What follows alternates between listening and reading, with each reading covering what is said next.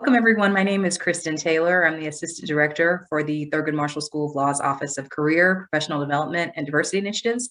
And it is my honor to host our very first program in the OCPD Diversity Series, which is titled Latinx and the Law. Tonight's moderator is Ms. Leticia Hernandez, who's a current 3L at Thurgood Marshall School of Law, and she also serves as the Vice President of the Hispanic Law Students Association. So Leticia, I will turn things over to you. Thank you so much. Thank you, Kristen. Good evening, everyone. Thank you so much for carving the time out of your day to come. All of the students, I know it's midterm season, so thank you so much for making the time to come today. First and foremost, I do want to thank all the wonderful panelists for being here today and for sharing all of their words of advice and wisdom. I would also like to thank the OCPD for putting this event together in honor of Hispanic Heritage Month. It means a lot to us to know that our faculty and our administrators at TMSL are here to support us as students. I would also like to say that today's guests have very inspirational stories. I hope that everyone enjoys the program, and I know that every piece of advice that we're going to receive today is going to help the students, because as a 3L, when I came into these type of meetings, as a 1L, it gave me the motivation to continue pushing. And now I'm here as a 3L. Without further ado, let's get started. I'd like to, first of all, introduce the speakers. Today we have Vanessa Gossen, who is the Harris County District Attorney's Office. She's a proud graduate of TMSL, and she was involved with the law review here. She was also a teaching assistant for both Crim Pro and Civ Pro. We also have Gerald Reese with Baker McKenzie LLP. Prior to joining Baker McKenzie, he served as a law clerk for the Harris County District Attorney's Office. We also have Omar Vargas with the law offices of Omar Vargas, and he was proudly named 2019 Alumnus of the Year, and he's also super involved with the students, always willing to help. He's the example of protecting it, improving it, and passing it on. We have Monica Lopez with Jackson Walker LLP. She graduated from Thurgood Marshall School of Law, and she was a proud valedictorian of her class. Last but certainly not least, we have Judge Briones with the Harris County Civil Courthouse Law number 4. She's the president and the co-founder of Texas Latin Judges. It's the first organization of its kind. Now that we've done that, let's go ahead and get started. We have a lot of interesting topics to discuss. The first question I would like to ask, or first topic, is, can you guys tell us a little bit about yourself, your background, your career path, and just your achievements? Let's go ahead and start with ladies first. Judge Briones. Well, good afternoon. Thank you, Leticia, and thank you, Ms. Taylor, for inviting me. And we so appreciate you doing this Latinx in the Law series to help us all celebrate the Hispanic Heritage Month. So it's an honor to speak with my fellow panelists and to spend time with you all, and thank you for taking a break from studying to be here. But in a nutshell, so I am a proud Latina, Mexican-American, born and raised in South Texas on the border in Laredo. I am the daughter of teachers, and so education has always been huge in my family, and my parents would always tell us that education is the great equalizer, which I believe deeply. So fast forward, I went to school up east. I went to Harvard for college, and then I went back to the border and I was a teacher. I taught 8th and 10th grade, and seeing my students, you know, just challenges with the immigration system, juvenile justice system, child welfare system, etc., really fired me up to want to be a lawyer even more, because I thought as a lawyer I would be able to help effectuate justice and advance social justice. And then growing up on the border deeply instilled in me a respect for the rule of law, and between Laredo and Nuevo Laredo, just seeing how the rule of law was applied and to whom. I remember since a little girl thinking everybody absolutely must be equal under the law, regardless of what you have or don't have and who you are. So anyway, fast forward, I was a teacher, then I went back up east, I went to Yale for law school, and then I came to Houston in 2007, and I worked at a law firm downtown. I worked at Vincent & Elkins. Then I worked at a national nonprofit for 8 years as the general counsel and chief operating officer. And I love that because it was getting back to my public interest social justice passion. And now I've been one of your judges for the last 2.5 years. And when I took the bench, there was just so few Latinas and Latinos on the bench. We made some progress in 2020. So I took the bench in 2019. In 2020, we made some progress, but considering we are almost 45% of this county, there is a substantial underrepresentation of Latinx individuals on the bench. So that led me to help create Texas Latinx judges with judges from across the state to empower current, but more importantly, future Latinx judges. So really to work with students from elementary to law school, building that talent pipeline. So that is my deep passion. And I am just really happy to be here. I'm also the proud mother of 3 little girls, and I'm just thrilled. And I teach as an adjunct at U of H Law Center, and I hope one day I will be lucky enough to teach as an adjunct at your school. So thank you. Thank you so much, Judge Briones. It's an honor to have you here. Let's go with Monica Lopez next. Hi, everyone.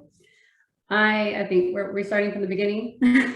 I'm, let's see, I am the 8th child of my parents. They're both Mexican immigrants. I am a first-generation college student. I'm a first-generation law student. I'm a first-generation lawyer.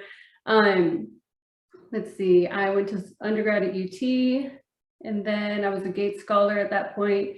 My mom got sick with cancer.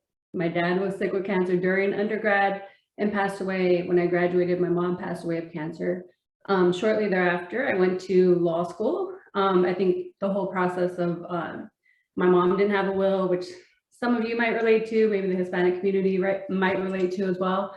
And she was the last one. So, and having 8 siblings, that kind of directed me to want to go to law school, to know more about what I didn't know. I felt like I didn't know a lot of things. And I'm the type of person that likes to do that. I think a lot of the experience I had losing my parents and going through that process helped me during law school just understand the law more, because I could apply it.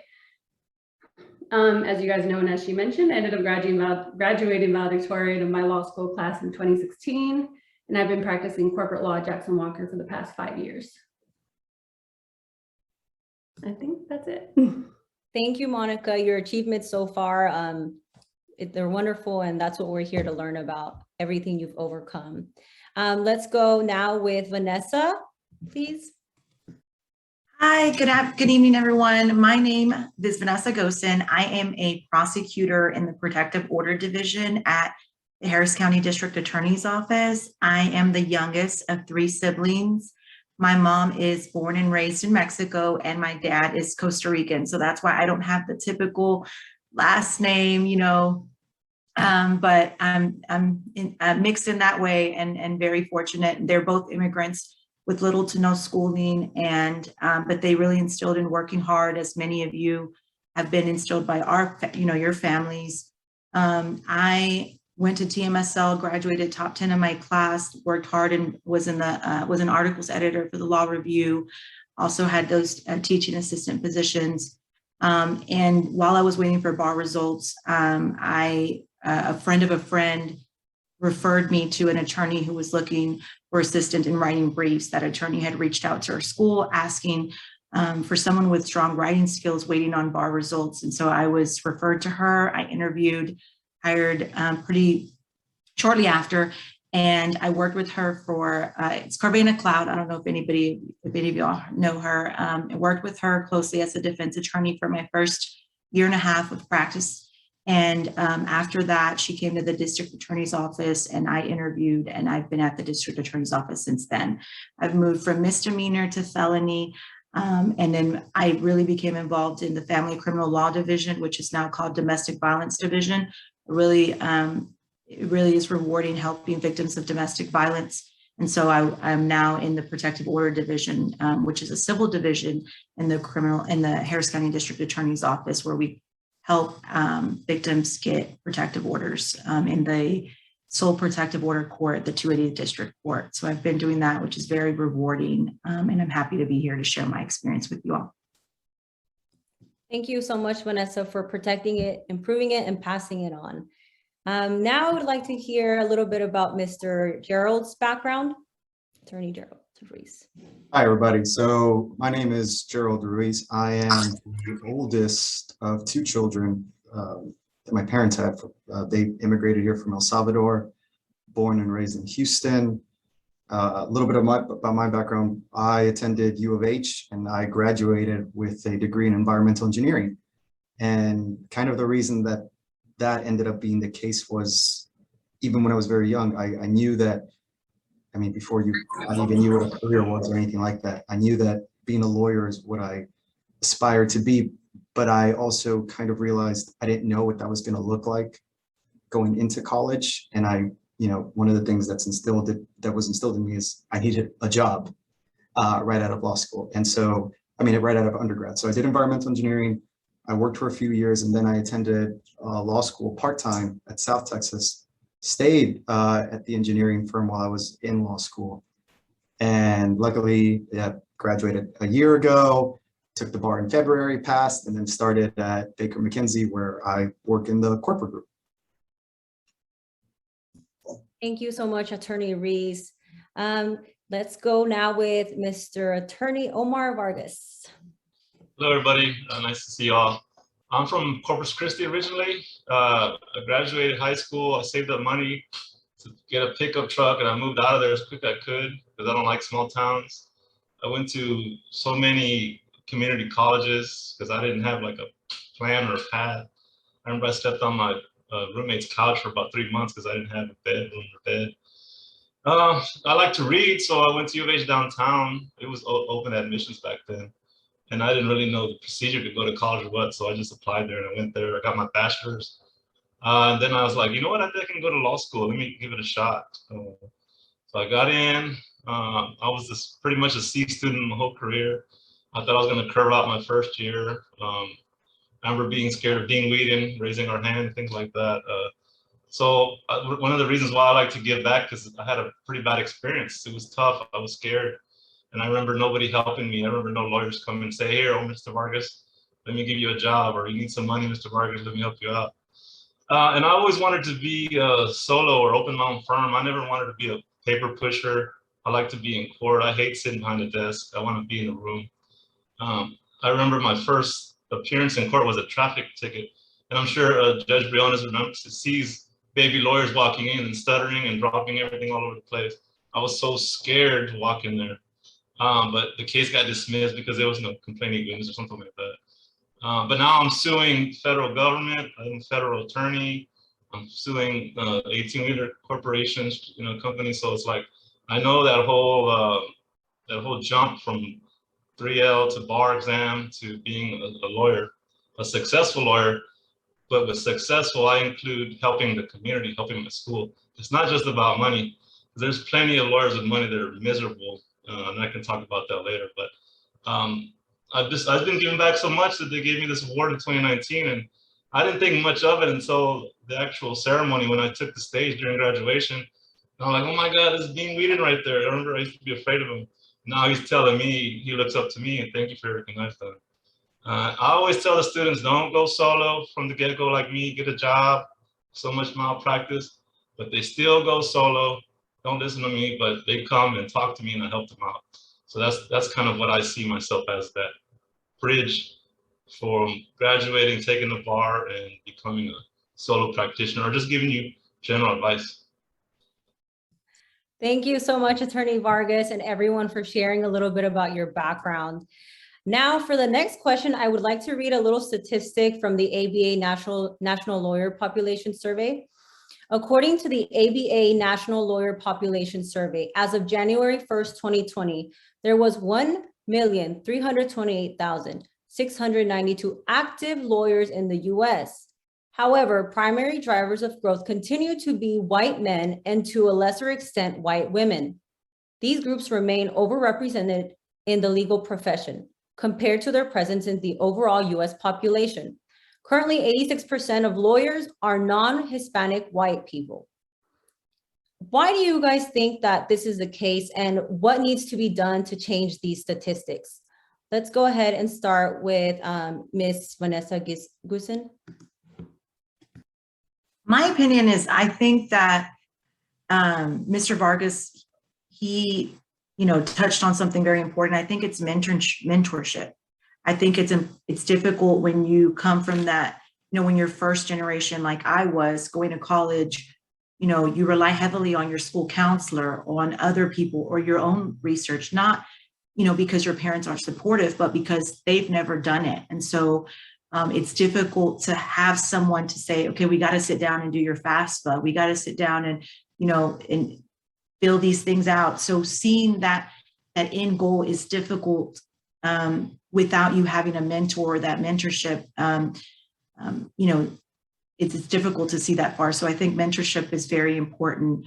It's just one of the reasons I believe that we don't see the Hispanic population in the legal field, because we are, especially Harris County, primarily Hispanic. And so I think that if we had more mentorship, like Mr. Vargas stated, I think that we'd have more people seeing that it is attainable.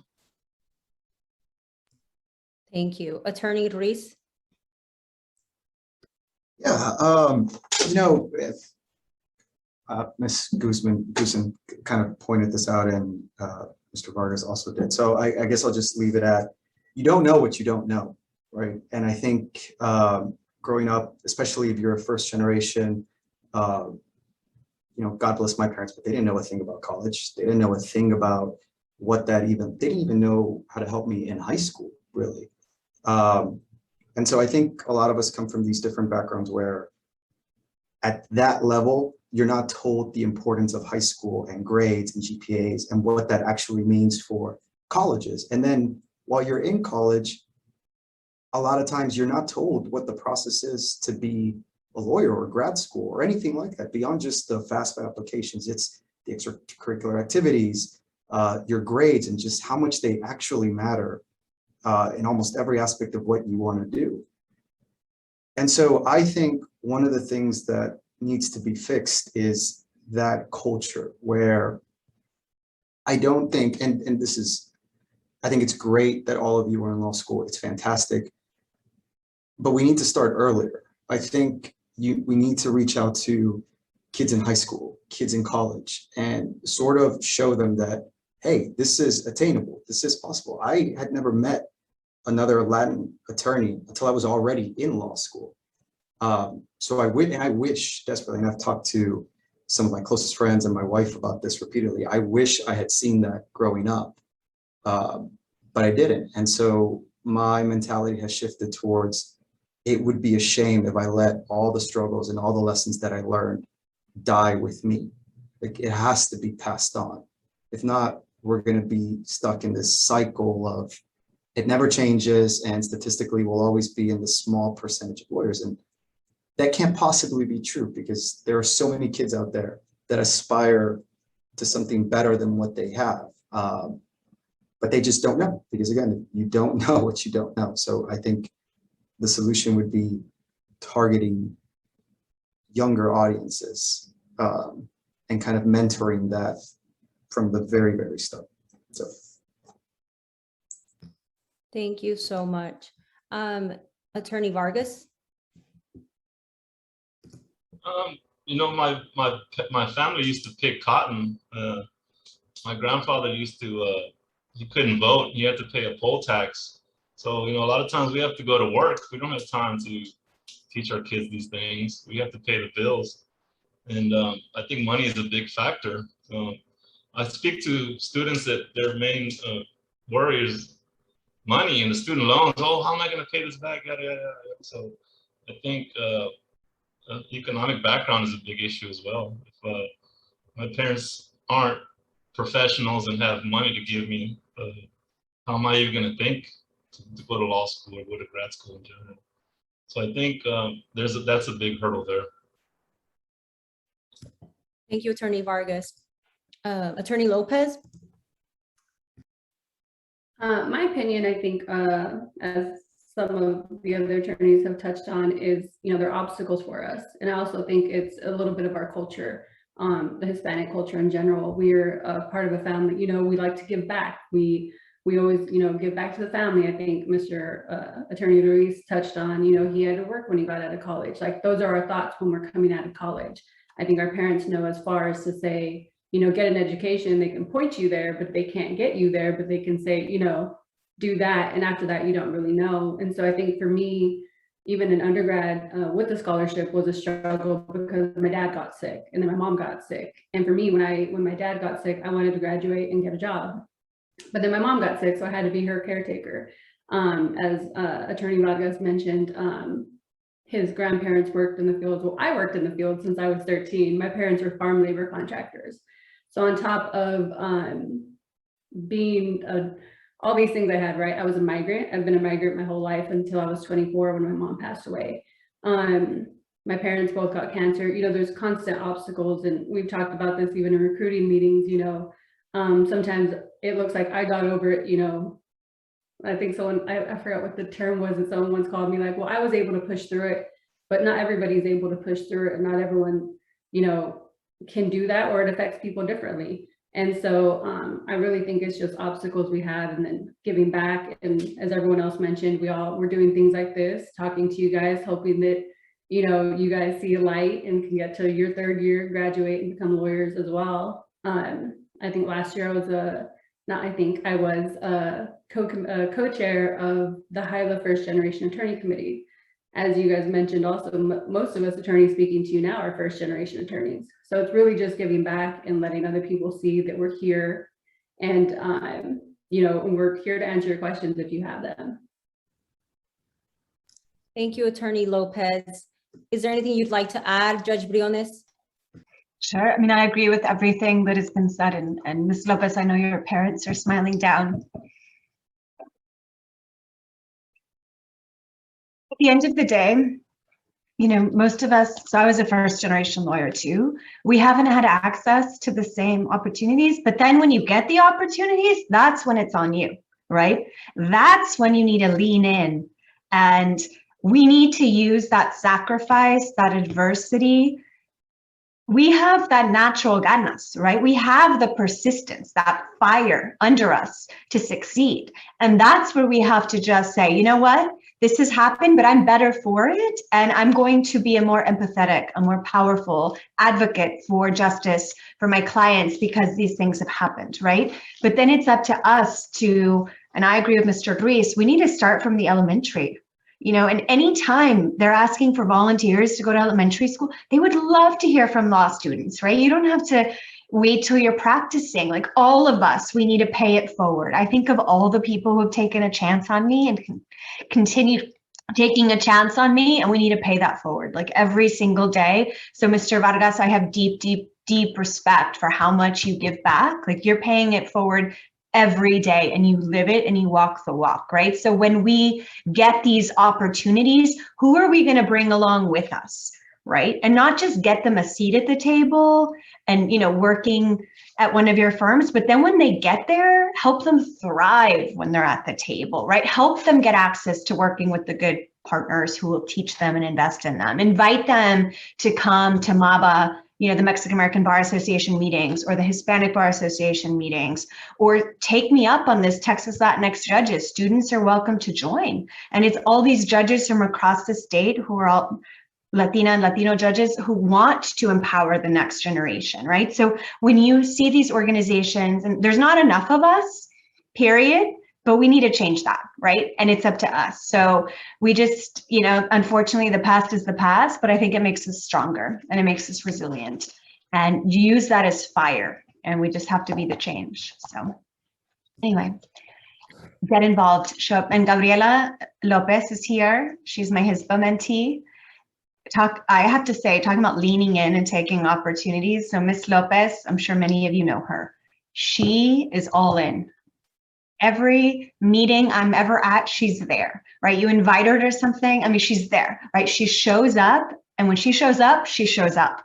And so I encourage you, you're an inspiration to me, Gabriela, and everyone should follow in that footsteps, right? Because it's easy to be like, oh, I've never been to this sort of restaurant, or I've never done this, or, I don't want to go talk to my professor. I don't want them to call on me, but you know what the hell, right? Like, show up every day, show up 150% all in. So. Thank you, Judge Briones. If you could please share the website where students could join Texas Latinx judges. Everything you guys said gave me chills. The passion I hear when you guys answer these questions motivates me. Our next question is regarding the imposter phenomenon. I'm sure many of us have heard that term thrown around loosely. Really quickly, I wanted to read the last statistic. A 2017 study from the University of Texas at Austin suggests the imposter phenomenon is particularly pervasive among students of color, and in some cases can degrade the mental health of minority students who already believe that prejudices and statistics are stacked against them. And for those of you who don't know what the imposter syndrome is, it's loosely defined as doubting your abilities and feeling like a fraud. It disproportionately affects high achieving people who find it difficult to accept their accomplishments.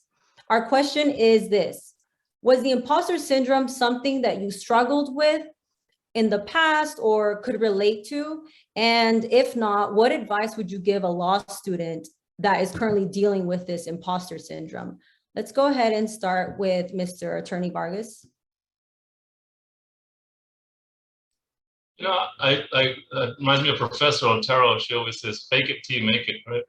I think my whole law school experience I was an imposter. I probably shouldn't have been there because I wasn't at par with everyone else, but I just studied harder and ran faster.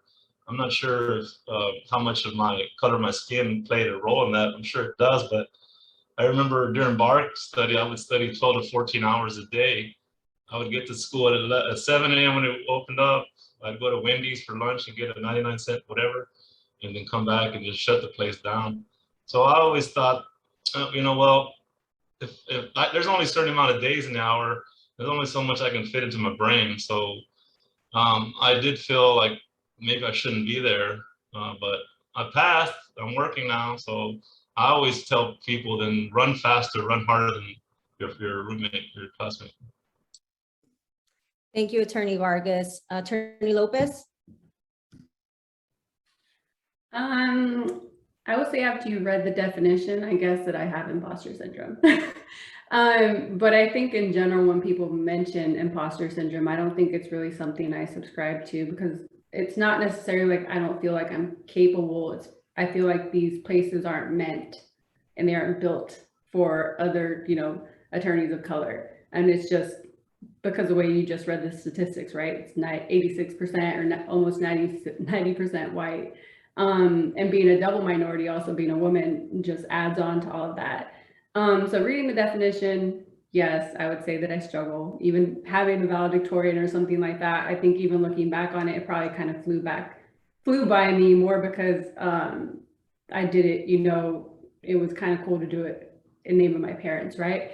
But moral of the story is, yes, I think maybe I do have imposter syndrome, and I'm not really sure how, you know, we tackle that. I have a therapist, I do therapy, and a lot of the things I've talked to you guys about in the past have come forward for me. Once you hit a point where you're supposed to be thriving and no longer trying to survive, it gets a little rough, trying to make that shift. So I have a therapist. I would encourage you guys to talk to each other.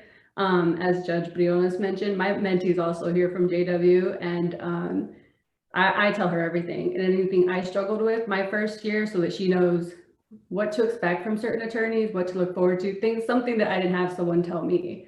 That person wasn't there for me. So I try my best through all my experiences to be there for someone else, whether it's losing your parents, joining the firm, a big firm, dealing with different personalities. So I think just speak to each other. And once you talk to somebody, you'll know that other people are going through it too. And then it makes it easier because you guys are not, you don't feel by yourself. Thank you, Attorney Lopez, for emphasizing mental health. Judge Briones? Thank you, Leticia. So I do think it's real. My advice to you really is just be like unapologetically yourself, period. Like when you're, so I, you know, did not grow up, for example, like golfing and things like, I mean, it's just like, no, right? Like, I mean, I'm still paying off my student loans and I'm 40, right? So it's not the way I grew up. And then you're at like, I worked at BNE, for instance, and no knock on BNE, but you know, it's just different, right? But I have no interest in golf. I can care less about golf. When they'd invite you, I'm like, no, thank you. You know, now they, you know, just period. Like, and that's a stupid example, but it's real, right? Because I think then you're like tempted to play along with some charade and like go do these fancy things. If you don't have an interest, if they wanted me to go volunteer at the food bank, I'm all in, because that's something I do care about, right? Or go reading to first graders, I do give a damn about that. But golf, and I'm just using that as an example. No, I don't. So part of the imposter, like, don't try, I think part of imposter syndrome is you trying to act like someone else to fit into a foreign environment. My solution, and maybe it's reckless, perhaps, but knock on wood, it hasn't backfired yet. I'm sure it will at some point, but it's like, well, this is who I am, take it or leave it, right? And I really do, I thank my parents, because they were always those parents who like, you can do anything, Mita, you know, work hard. And they just filled me with this sense of you don't need to rely on other people to get affirmation, or like, you just need to believe in yourself, period. So I just tell you what, there's going to be a lot of uncomfortable situations. Just be yourself, period. Thank you, Judge Briones. Attorney Gossen.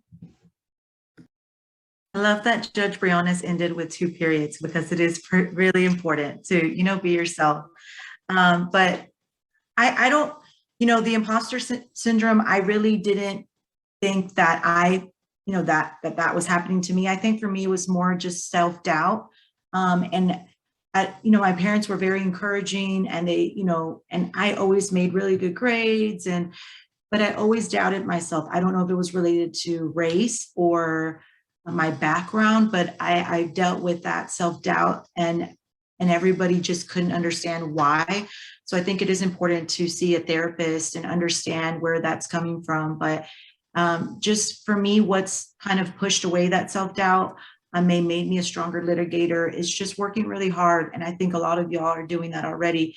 When you work hard, you'll see the outcome, and you'll see, you know, studying 12 hours for bar result. I mean, for the bar, you know, it's just putting in the work to make sure that you see the outcome. And once you start seeing, because if you work hard, your outcome should reflect that, or your, you know, you reaching those goals will reflect that. And that will make you feel confident in whatever position or whatever career that you decide to take. And it kind of lessens and lessens and lessens, and you're able to be amongst your colleagues and say, you know, I am enough, and I am able to do that. I can try this case. You know, I may not be able to win every case, but I'm going to work really hard. And I know no matter the outcome, that I'm able to stand in line with my colleagues, if not further. So I think just always reminding yourself, you put in the work, that you can achieve anything. I know it's as cliche as it sounds, it's really true. Thank you so much. Attorney Reese, anything you'd like to add? Yeah, look, I'm gonna be real with y'all. Imposter syndrome is a thing, and I experience it almost every day. Here, there are a lot of days that I think to myself, especially on days that I mess up something. Because here's an ugly truth. When you first start out, you're gonna make mistakes, and it's not always gonna be easy. And law school, for as much as it prepares you for some things, it doesn't prepare you for everything. And so there are a lot of days that I work on stuff and I'll mess up, and then I'll think to myself, did the firm only hire me because they want to increase their diversity and inclusion statistic so that I can be a poster child for the Houston office? It happens. It's a real thing. And I talked to some of my coworkers about it. And then I think about everything I had to go through to get here. And I will say, one of the things that helps me is, and I think it's so important, is the circle of people that you have. Because I would say my family, my closest friends, they're my source of strength. And they kind of remind me that I didn't just stumble here. I didn't accidentally fall into the position that I'm in. I got here for a reason. And so that's what I would say to all of you that maybe struggle with it. Law school is one hell of an accomplishment. Getting in is an accomplishment. Making it through, regardless of what your grades are or how much you participate or any of that stuff. law school is an accomplishment in and of itself. Being here is an accomplishment in and of itself. Getting a job, passing the bar, all of that. It's not something to overlook. It's not this minute little detail that falls on like some random page of your career resume. It's an accomplishment. And so if you do struggle with it, the thing that helps me and my recommendation would be remind yourself that you didn't just stumble here. This isn't an accident. You earned whatever position you have, wherever you are, whatever you're doing. And that helps me. And that's how I get through most days of imposter syndrome. Thank you, Attorney Reese, for reminding us to celebrate even the smallest accomplishment. Now, could you guys please share with us any discriminative situation or microaggression you faced either as a law student or now working as attorneys, how you overcame the situation? And I know that these topics are very difficult to discuss and maybe some of you can't relate to it, but to the extent that you can, if you could please discuss that with us, because those are very important topics to talk about. And I'd like to start with Judge Briones. Thank you, Leticia. Several things. One, I actually feel like I've gotten more, just a nice word to say is, but more challenges being put forth because I'm a woman. I would say number one, it's real, like even from other women. So for example, when I was married, but I got pregnant with my first daughter, Valentina. And I remember going to tell people I was pregnant and they're like, the women especially were like, what? You're pregnant already? You're gonna do this to your career? And just, I don't even wanna say the words I'm thinking in my head, but just not supportive was what the reaction was, for example. Or even on the bench, sometimes people will be like, oh, I've never seen such a pretty judge. I'm like, what? You're gonna harass the judge? Like, what's wrong with you?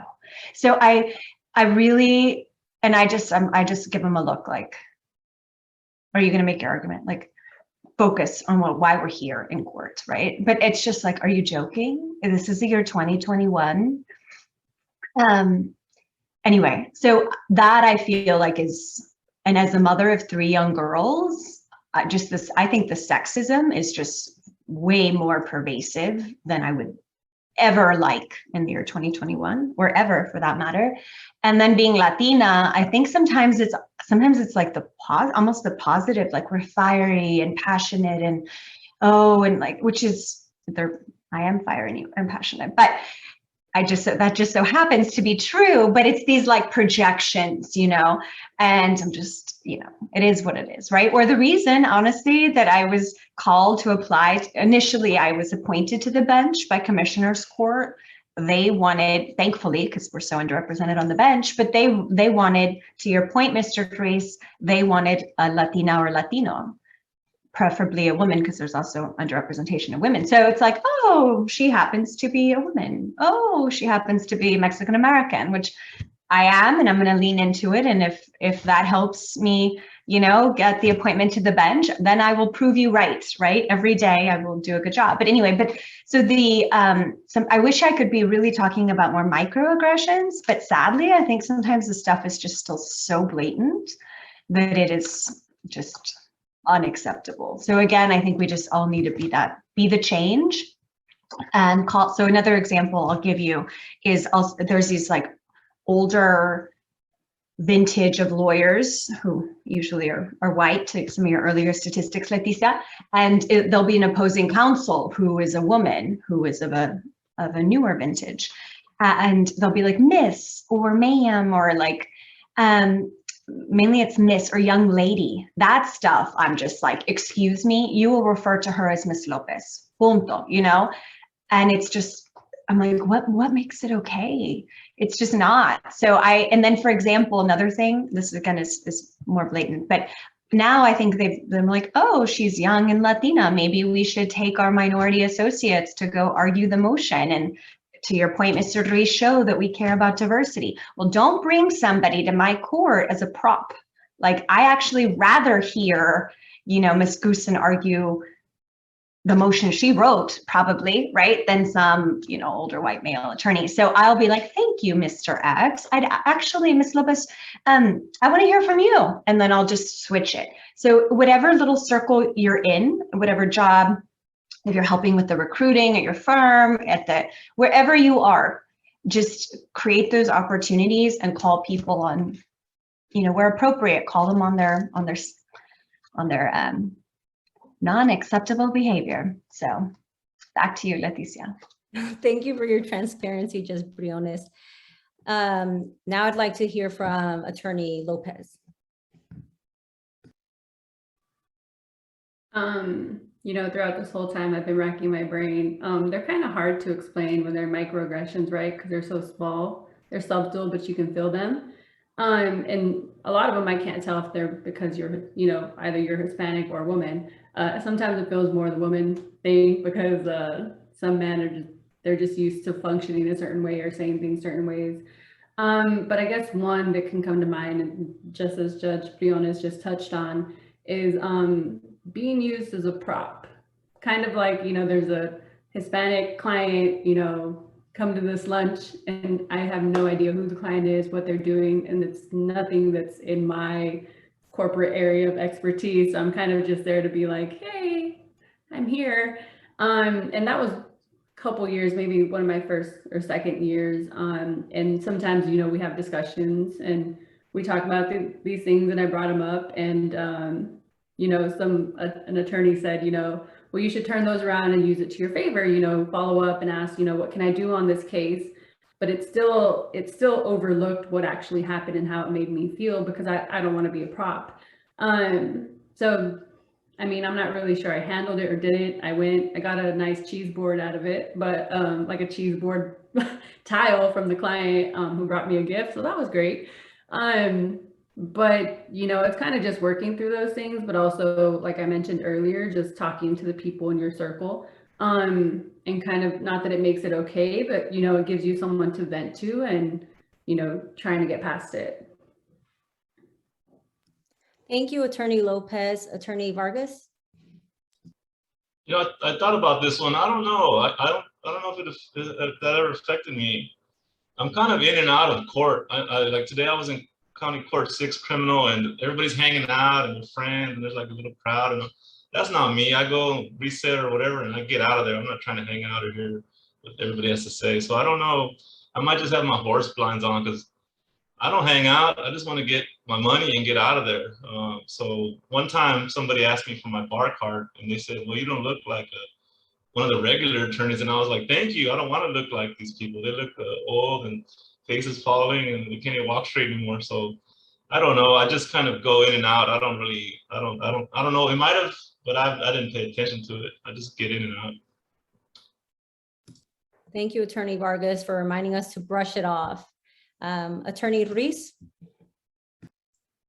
You know, just like Attorney Lopez and Judge Briones were mentioning, there's a lot of microaggression statements that are made. I mean, I can't even begin to imagine how much worse it is for women. And so I'm sorry that a lot of you have to go through that.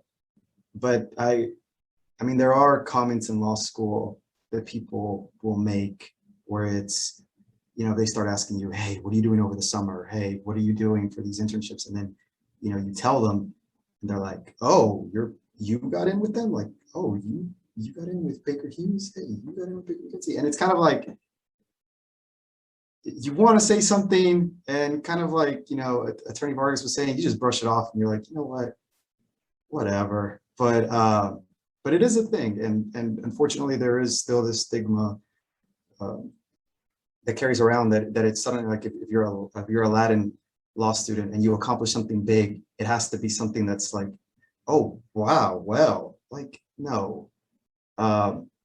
You're just as good as anyone else, and there shouldn't ever be that kind of mentality. So if you do come across those microaggression comments, you know, just like Attorney Vargas said, just brush them off. Because as I mentioned before, you didn't stumble onto anything, you earned everything you got. So keep moving forward. Thank you, Attorney Reese. And last but not least, Attorney Gossen. I would just like to add, you don't always have to brush it off. I think it's important to, if you're, if you feel discriminated, it's okay to correct someone. Even as a law student, if you're interning for someone and you go to court and they say, oh, are you, they treat you as a defendant, maybe you feel it's because of your race or because you're a woman or anything like that. I think it's important to say respectfully, I'm a law student and I'm here, shadowing so-and-so. It's okay to not just brush it off.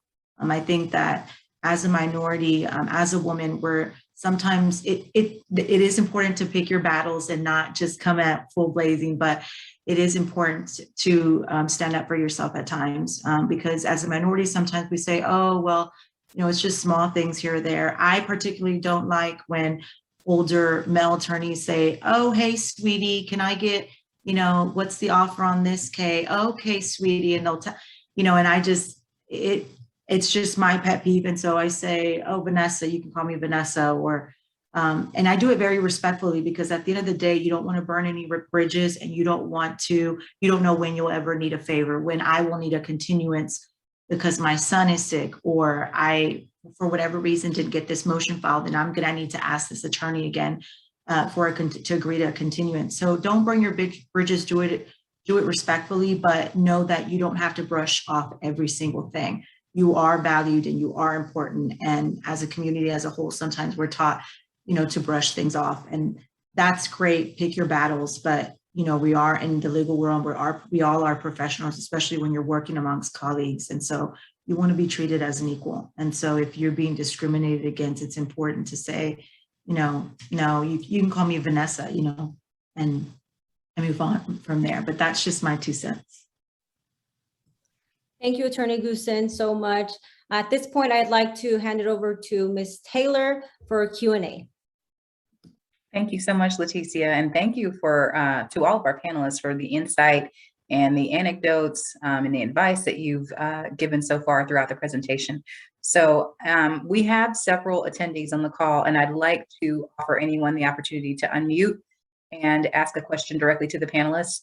We have conceptualized and built into the schedule tonight time for small group breakout discussions. So you will have an opportunity, if you choose to participate, to stay on and speak with some of the panelists in an individual small group capacity.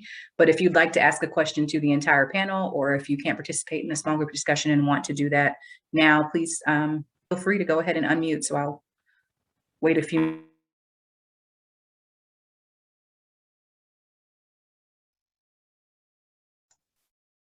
Ms. Taylor, you're muted. Oh, sorry about that. Did you hear anything I said? No. The beginning. Okay. I was just saying, if there's anyone attending the call who wants to ask a question to the entire panel, you can feel free to unmute and ask your question now. If not, I'm going to send everyone to our breakout rooms for small group discussions, where we will have one of the panelists in each of the rooms, and we'll send the participants in the room so you can ask questions and do some networking. But I just wanted to give people an opportunity to unmute for a moment and ask their question.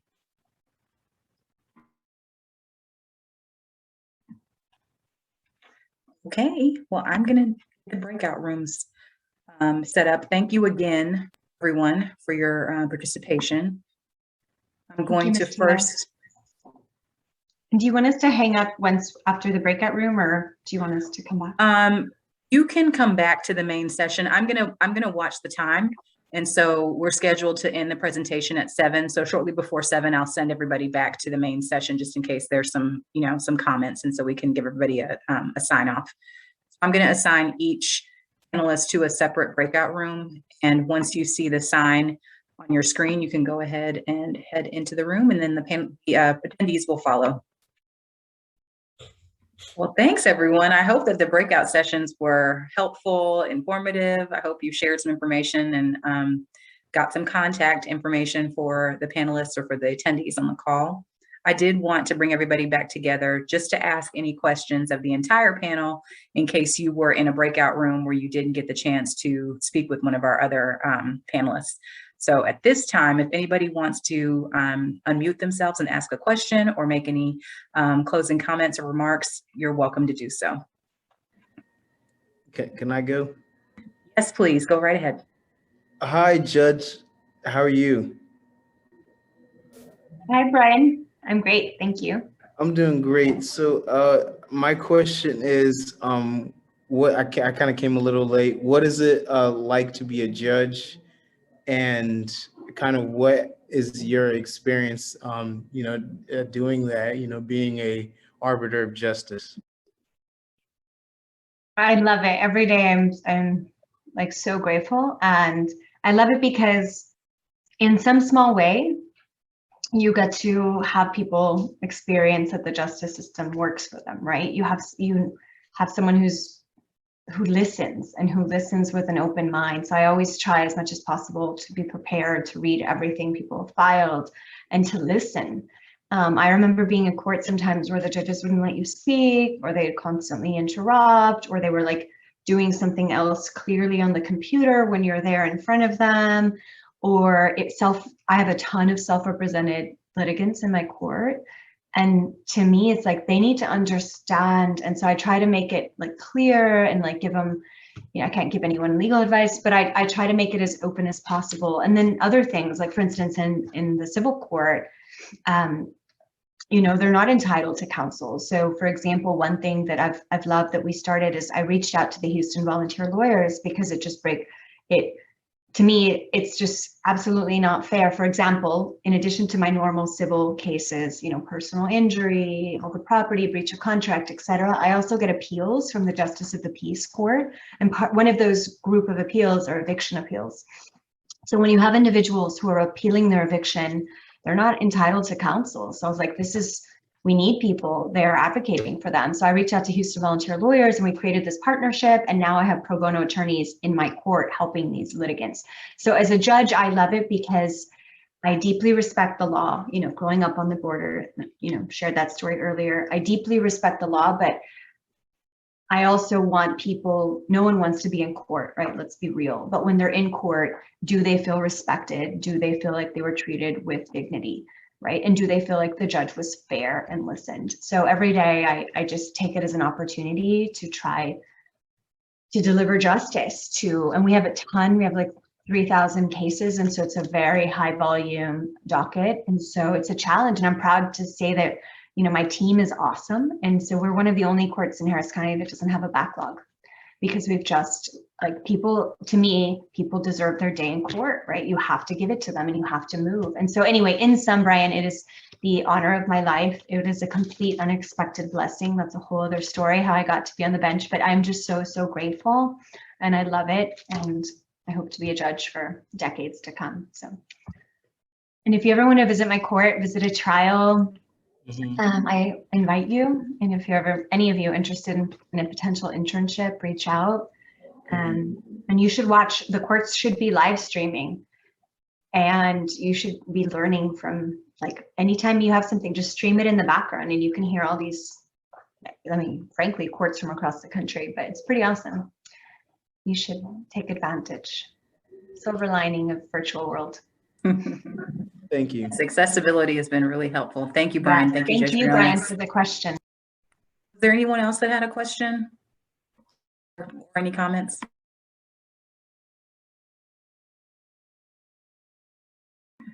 Brian. Okay, this is my last one. So, if I were a defense attorney, I guess, what is your advice for, attorneys coming into your court and court in general? So I do all civil. I love criminal law. So I hope one day I'll be in a court where I have both civil and criminal. So did you mean, do you advice? Just preparation advice, yes. Okay, first of all, be prepared. You'll be amazed. First of all, it's a blessing if you have so many cases. I hope you're one of those lawyers and firms, you have a ton of cases, but you have a moral obligation to represent your clients, Sometimes I have lawyers that don't even know the name of their client, much less the details of their case. It's shocking. So be prepared is the simple answer. Be respectful. And I also, thank you, Gabriela. I also say play the long game with your reputation, because even though Houston's large, it's small. And so play the long game with, opposing counsel, with people you work with the judges, with the court staff. Like always be your best self, be respectful, be kind, be professional. Because I see some lawyers sometimes throw little like mini tantrums, and I'm like, hey, everyone will remember, so just play the long game is the short answer, and be prepared. And be honest. Like if a judge asks you a question you don't know, just say, I don't know. I will brief that issue. I can have that to you tomorrow. Punto. Don't BS. Just be real and take it. To me, I feel like we're the lucky ones, right? Especially, where I grew up, it's like we get to represent people, right? And we get to deliver justice, or, and we need to do our best. And I also suggest, I know like I said, I'm still paying my student loans. We all have bills to pay, but also do as much pro bono and community service as you can, because we all need to get back to our communities in whatever way you can. So I don't know if that answers your question, Brian, but feel free to reach out anytime. It's lesliebriones@gmail.com. And I know, not to put you on the spot, Omar, I know that you have been in the position of being a defense attorney, and also Vanessa as a prosecutor. So you may have some do's or don'ts that you can share with the attendees about, appearing in court and litigating, and things that you would recommend, or that you don't want to see repeated in the courtroom, if you don't mind. Sure. My experience as a prosecutor is, it really applies to everybody, but I think Judge Briones really touched on a lot of important parts. Be respectful to the court staff. They've probably been there longer than you have, or know, and this is for a lot of people, they know the ins and outs of that judge or that court. So a lot of people go in and, I'm a big bad attorney, and, the coordinator may not always be nice, or the clerk may not always be, in the best mood, but they're dealing with the big docket. So be respectful, be nice. I always say, treat everybody how you want to be treated, from the janitor to the judge. You're going to treat everybody with that same respect, and you're going to go very far. As a prosecutor, I left, like I was helping someone in a trial, and we left our red well with a whole bunch of exhibits in the courtroom. But we just we remembered, like it was one of many red wells, and we just remembered that, we have the bailiff's cell phone number. We were able to text him, and I think he came over the weekend, if I'm not mistaken, and got us what we needed. So you just you don't know when you'll need a favor from someone. So be nice to everybody. And I really, really mean that. Be nice, be respectful. I say good morning to everyone. And I leave my personal problems at home, and I try to speak to everyone. That's just how my mom taught me. And that's something I always recommend, is say hello, good morning, because you don't know who that person is on the elevator, and you don't know who, if you'll ever need that person for something, a reset. If you end up realizing that the person you didn't speak to on the elevator may have been the judge that you're not having a motion in front of. So just be courteous to everybody and be professional. And I think that's very important. Thank you. I am reminded of that quote, and I don't know who this quote is attributed to, but it's something along the lines of, people may not remember what you said, they may not remember who you are, but they remember how you made them feel. So I think we've heard some iteration of that statement from all of our panelists tonight. And I just want to thank everyone again. We have reached the expiration of our time limit, and I just really appreciate this series, and want to say thank you for every panelist and every attendee's contributions and attendance this evening. We hope to continue the series, so please feel free to reach out if you have any questions. My email is on the TMSL website. And thank you so much. Have a great evening, everyone. Thank you. Thanks for inviting us. You're welcome. Bye. Bye. Bye. It was fun.